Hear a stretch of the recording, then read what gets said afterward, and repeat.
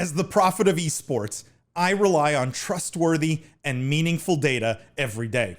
Data from our research partner YouGov offers the most complete view of esports fans and gamers in the world, providing context to who they are, what they think, the brands they buy, and things they do. YouGov's connected insights and research services inform strategy at every level. If you're a team, a brand, agency, or rights holder, you should be talking with YouGov. Their partners measure and maximize ROI and are telling compelling stories with data. Visit yougov.com/gaming-esports to learn more. William, I want your view on this because this is in your book, in fact, right? In terms of anything from the book. terms of frameworks. But this is an article about Overwatch 2, which was recently announced. And the headline here, we're going to get into multiple pieces of this Overwatch 2 puzzle, but the headline here is, will Overwatch 2 be free to play? And you have been hardcore bent on the idea that Overwatch 1 should have been free to play from the beginning. In fact, it's in your book, William, and the the framework around accessibility being an important part. Do you think Blizzard will go there? Are we going to see Overwatch 2 free to play? And will it make a difference? So, I mean, this is literally in the book. But I mean, so anyone who reads the book, if you don't get this from reading the book, like, I don't know, you didn't read the book. There are 4 core factors that are driving the success of esports. And accessibility is one of those factors. And one of the largest ways to drive accessibility for title is free to play, right? Zero price. Because if something costs money, it's harder to adopt. It's harder to try, right? And in general, if you have a product that you are proud of, an experiential product, right? Giving it away is generally a great strategy because people are hesitant with experiential goods, and try and then buy is a very effective, historically proven market. So I basically do not see how you can launch any major esport today without being free to play. And if anybody, and you can even look within the own category of Activision Blizzard, I think things like Warzone have vastly outperformed their own internal expectations. And I bet there was a huge debate of, does Call of Duty ever have a free-to-play component? Because we get $60 checks every 12 months. We put out a new version. So it's in my mind, it's not a choice. It has to be. And I think you can impute many, maybe not all, but many of the challenges that Overwatch League has had to the fixed price point for the game, because they're competing against things like League of Legends or Valorant now, which are zero, or Counter-Strike maybe is the better example with, Tobias on our podcast here, which are, well, Counter-Strike is not such a good example, but a lot of these games are free, right? They're absolutely free. So it's very tough. So yeah, this has to be, in my mind, it's like, how has this not been announced yet as a free-to-play game? Because it has to be relevant. Can we conclude that it won't be free to play? Do you think that's why it hasn't been announced? Tobias, what do you think are the chances that Blizzard puts this out at Overwatch 2 as free to play? Well, how much do they care about esports? That's what Simon would say. Simon's looking at this as indicative of, if they care about esports, which, by the way, improves your bottom line long term, pretty proven, then it should be free to play. I mean, look, they'll do telemetry on what they can forecast sales as a publicly traded company, and you can argue that they're great at that and their stock price and all this, but there's going to come a point where, and I mean, it already sort of happened. When everybody made fun of Riot for being free to play, and everybody sees the success they are now, they forgot the shit they got shoveled, pardon my language, but they did on, well, that can't work, right? Like, they've been told that can't. And what do you mean you're just going to have cosmetic skins? That can't work. And it's like, if you care about the space, you want to grow the pie. And to William's point, if you're proud of your product, and you can monetize without having to put that price tag on there, why not do that? Like, please. Do I think they'll do it? Was your question? I'm so sorry. Yeah. I'm getting emotional about it. I think they may cave if there's enough pressure. I think right now the plan is probably no, or they would have said it. And I think if they get enough pressure, they will do it, because that pressure will, if they think it'll affect their stock price. Here's what it boils down to. It's simple economics for them. If the pressure would affect their stock price as an upside more to go free to play than it would that they could just charge people and say, heck on it. Outriders, like you're putting a game out that has bugs again after we just went through this with Anthem. Are you kidding me? Like, it's a money grab and it's an unnecessary one. And to William's point, you shouldn't do money grabs with esports. You're putting out a quality product. Why wouldn't you want that in everybody's hands? I mean, God, it's just a smarter long-term play if you want to be competitive. We have a big, here's what I'll end on this thought for myself, and please feel free to debate it. But for me, it's like, this is very simple. I use soccer as an example, not so much in America, but globally, soccer is so loved because anybody with an empty field, a can, and, 2 pylons or whatever they put as goalposts can play soccer. You don't need a ball. And we're horrible at that with esports. Like, we need to get better at accessibility, whether that means providing computers, going more mobile. Wild Rift, amazing. Wild Rift is so good. There's so many quality of life changes in Wild Rift as a mobile title.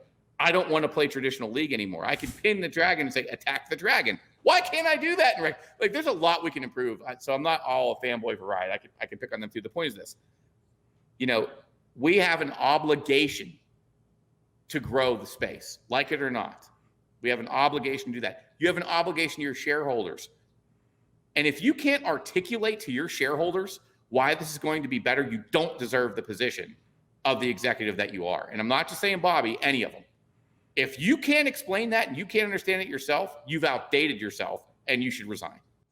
But Tobias, it's an interesting sort of bigger topic here. And I'd love to dig in just a little bit, which is, my simple view is, when you have big companies like Activision, Blizzard looking at esports, or any company that has got into esports, any game publisher, they have, I think, one of 3 goals. They approach it one of 3 ways, right? It's either esports is a marketing cost that will get more people to play our game, right? And I put Fortnite in that category. Sure. 2, esports is who we are, and we see it as an engine for growth for the business and to drive revenue and profitability long term. And I would put like League of Legends and Riot in that category. Why they have their own division for that. Yeah. Right. Separate. And then the third is like esports is hot and it's a cash grab. And, we're not sure how we're going to make it work long term, but there's a lot of money out there to go get right now. I mean, and I personally put Activision Blizzard in that third box. Yes. I mean, hello, like, absolutely. Like, look at StarCraft. Are you kidding me? You couldn't make a call to Papa John's Pizza when GOM TV in Korea is ordering Papa John's. They're eating it in the crowd. You can't make that phone call. Are you kidding me? Like, just do it just because you can. No, you're stifling yourself. Like, it was amazing to me. Like, it's like, well, StarCraft is a game, doesn't make that much more money. Well, there's a bigger thing here, buddy. Like, you know what I mean? Like, you don't, like, stop stepping over dollars to pick up the pennies. The problem is, at scale, those pennies equal hundreds of millions. So now, one of the coolest things I've ever heard Thorin say, ever, was after I was invited to DreamHack, one of my favorite events. We were on a panel together. They were doing something in actually not Jönköping, but in Sweden. And at that time, Thorin summed it up perfectly. He said, what's the difference between sports and esports? How do we get to where the sports are? And he goes, esports are 100,000-aires arguing with a few other 100,000-aires over what should happen. Sports is billionaires arguing with millionaires over what should go on next. And that was the truth, right? That was pre-valuations and everything. It was so insightful because now, we saw that catch up. Now, I think that if you're going to charge what you charge for those franchises, yeah, I think the teams should demand it's going to be free to play. And by the way, I'm on the record of saying this a million times, and I'm not afraid to say it. I don't understand. Nobody understands. Even, a lot of people gave Morgan Stanley, like a 14-year-old on Reddit, broke down the Morgan Stanley report when they were first coming out with Overwatch going, none of this is right. Like a 14-year-old. And it scares me because if like you're getting that much wrong and you're analyzing this, what other genre are you getting? Are you getting like what other global economic genre are you off on, Morgan Stanley? Like, seriously. But the point is, when you look at it and you say, I'm going to charge you however X amount of millions, my whole solution was simple. For the people I consulted for, I said, look, if you're going to spend that much money, every competitive title they ever come out with is your franchise. But the idea was, no, we're going to franchise, celebrities and everybody else, and we're going to go a different direction with Call of Duty. And it's just greed at the end of the day. It's unnecessary. And I think that when you get too greedy too fast, it's going to have negative consequences. And you can blame COVID, and you can name it. And I'm not going to throw rocks in a glass house or base my whole life on what I've did in the past. Like, I'm going to come out with a title myself here that's going to have we're going to stub our toe, I'm sure. But I'm going to err on the side of the community and growing it. And I think that I don't want to get too long-winded. I'm afraid I already have, but it's worth saying that if you're a team, you better be demanding for that growth, that it is free to play and that the patches are more community sensitive than not. So let me ask both of you guys a final question on this, because of all the conversations we've had and I've had with team owners in Overwatch League, this is like behind closed door, like off the record, right? Like many of them have said, Overwatch 2 is what we're counting on. And it's what Activision Blizzard is telling us is going to save the day, is going to save Overwatch League, right? If Overwatch 2 is not free to play, do you think there is any chance of this? I'm curious, both of you guys, what William, maybe your take first. William. Yeah, please, William. No.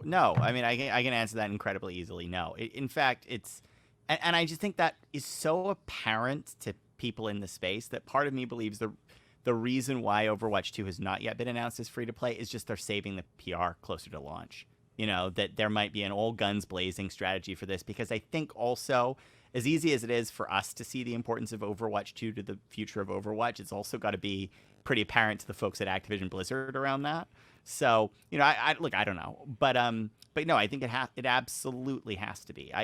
There's no way. What do you think, Tobias? I was big on the press. I supported Nate over there from day one on the league. They got a lot of it right. Not all of it made it. We wanted to do a combine at IMG Academy, which I thought would have been really cool content and a great way to introduce the competitors and a great way for teams to see ratings on the competitors, on how they deliver a sponsor message. All these things should be on the table, and it should be free to play. And I will say this, can it achieve the success it can as free to play if it's paid? No way. Like, forget about saving the day. You just can't achieve the most you can without being in everybody's hands, at all at once, because they can debut the game like this, make it free to play. And think about that for a second. You can download it and start having that experience. And if it's a good experience, and even if it isn't, like, how many gamers start off on it's a shit game, and we have no self-respect. Let's get that clear.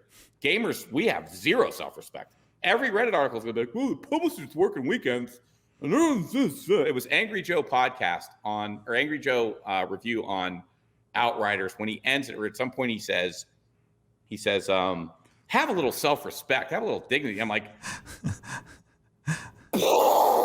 yeah, that's the truth. And so waiting on the publisher to save the day ain't gonna happen. The teams need to unify, go in there, get a collective bargain, get somebody that's not me, that's like me, that isn't afraid to go in there and say, no, this is just not going to work. It needs to be this because of this, or just start walking out of the contract, because you put too much money in to make Blizzard more money and not have the league be successful. And I had Overwatch on E-League, did the deal.